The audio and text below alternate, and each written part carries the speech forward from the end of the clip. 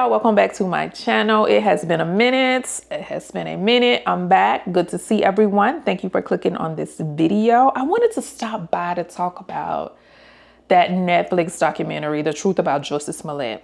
I still don't believe Jussie. I still think he's crazy. But I got a little doubt now.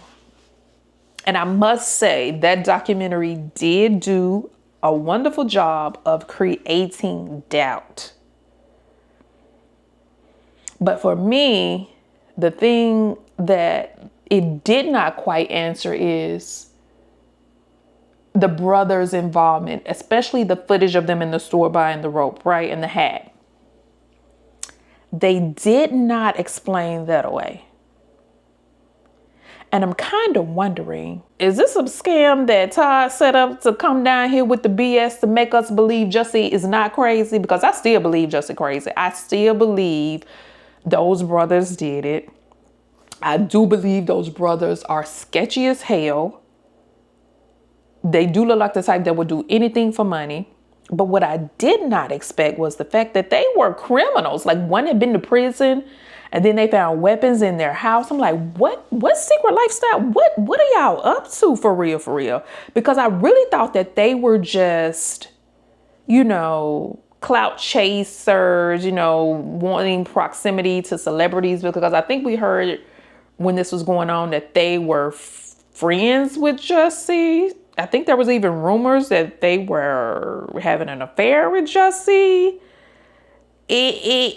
But never did I think that they were criminals, like hardened criminals, like prison time, all of these weapons and all of these things, right?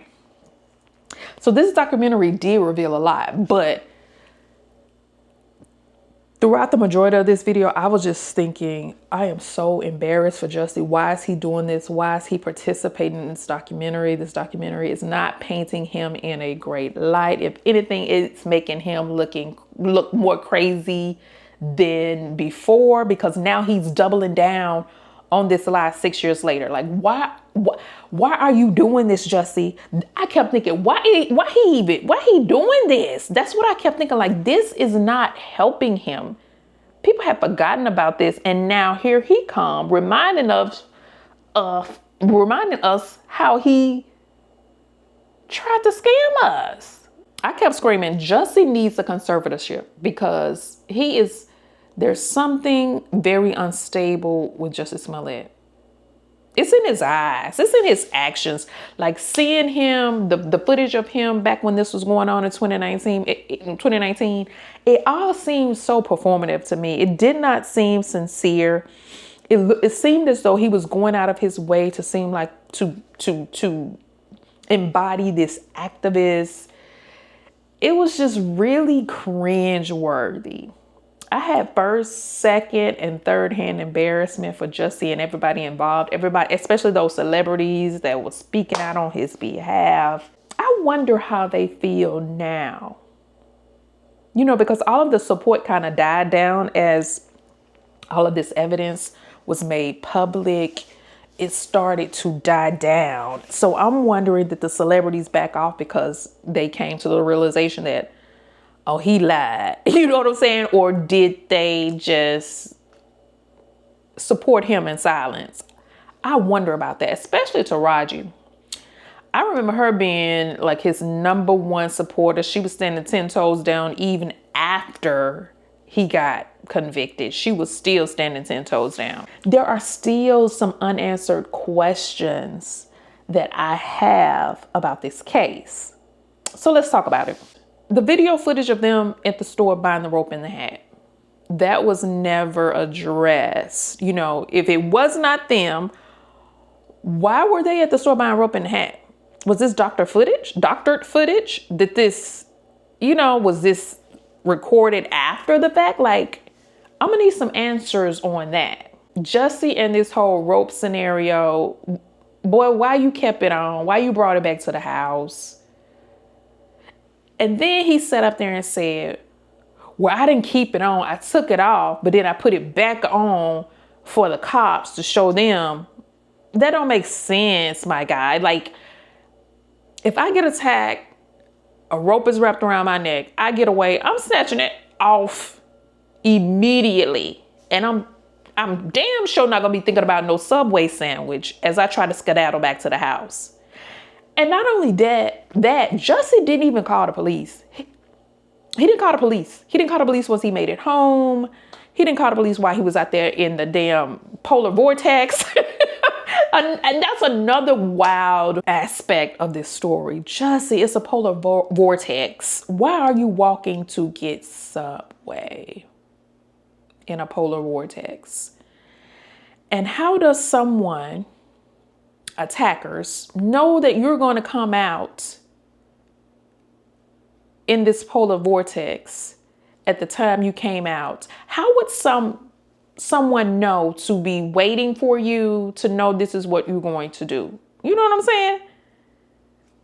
That is no coincidence. How do you explain that, Jussie?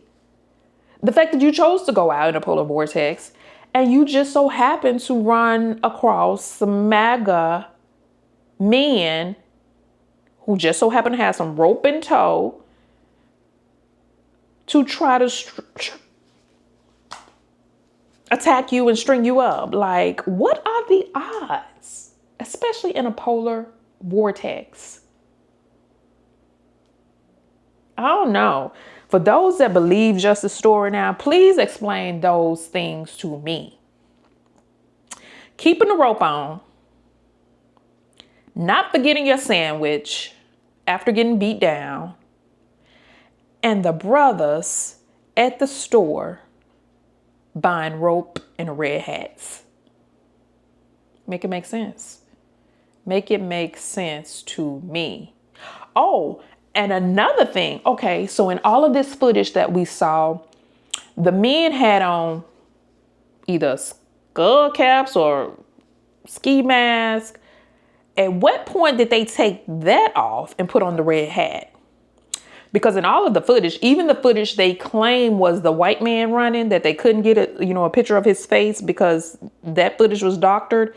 Even he had on a skull cap or a ski mask.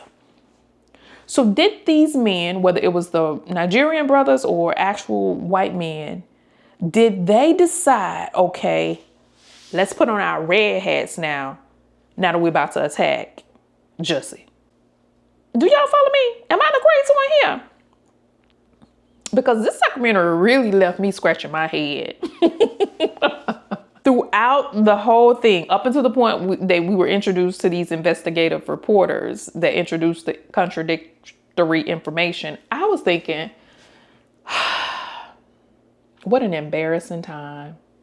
Now, I did not follow the case when it was occurring back in 2019, but I do remember thinking Jussie was lying right off the bat because of the rope and him keeping it on his neck. But I did not grasp or pay attention to the significance of the lie, right? Because it was during 2019 when we had Agent Orange in office back then, wreaking havoc. And we were in the middle of Black Lives Matter and all the injustices that were happening in our community. And then you had Jussie come out with this lie.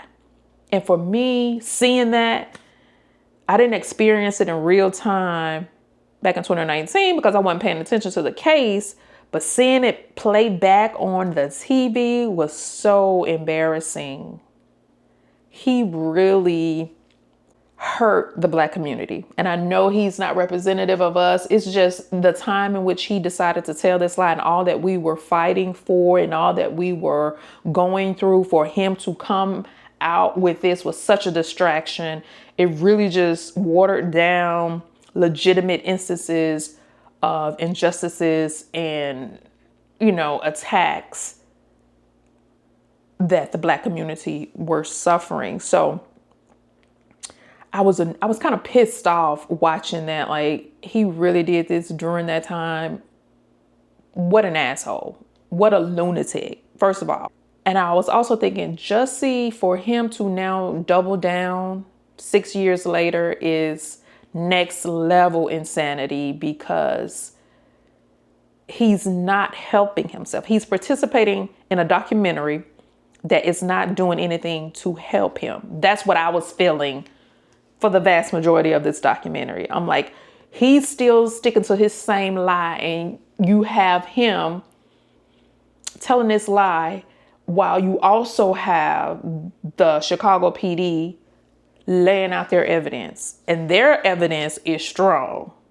But of course, later in the documentary, we start to second guess their evidence because Chicago PD is some scandalous individuals. They do evil, wicked things. They cover it up, all the things, right? So that is the element of doubt that starts to be sown as a result. You know, hearing about all of the things that Chicago PD has covered up and done to its citizens was wild.